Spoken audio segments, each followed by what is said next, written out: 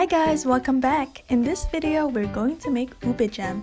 Ube jam is a Filipino jam made from ube or purple yam. You can spoon it and eat it by itself, or you can also use it to make ube ice cream, like this. There's so many ways to eat it. Now I'm gonna show you how to make it in a very simple way. The ingredients we need are butter, purple yam or ube, vanilla extract, salt, and sugar.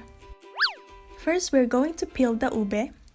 By the way, if you guys want the full recipe, you can find it at the end of this video, and it's also in the description box below. Then we're going to cut them into small cubes. Some ube can actually stain your hands, so you might want to use gloves. But this ube that I'm using right now is okay, so I'm not using one. Now we're all done, so we're going to transfer all of it into a saucepan.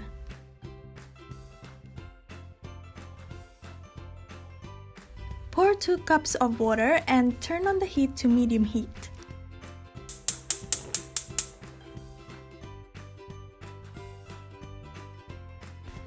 Now we're going to put a lid on the pan.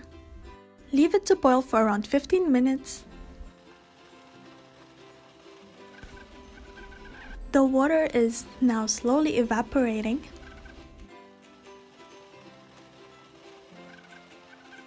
You can actually mix it while it's boiling to get rid of the water faster. When there's no more water and it's all mushy like this, we can turn off the heat. Now we're going to mash the ube. This is really easy since it's already very soft. I'm using a potato masher, but you can also use a fork or a big spoon. Then we're gonna set this one aside for now. We're going to use this pan to cook our ube jam. First, turn on the heat to low heat. Add the butter in there and wait for it to melt. Once it's melted, add the sugar and salt. Mix it until it dissolves. Then add in the vanilla extract and mix it until it's well combined. We're going to add the mashed ube and continue mixing for about 5 minutes until the mixture becomes thick, like this. Now it's ready, so we can turn off the heat.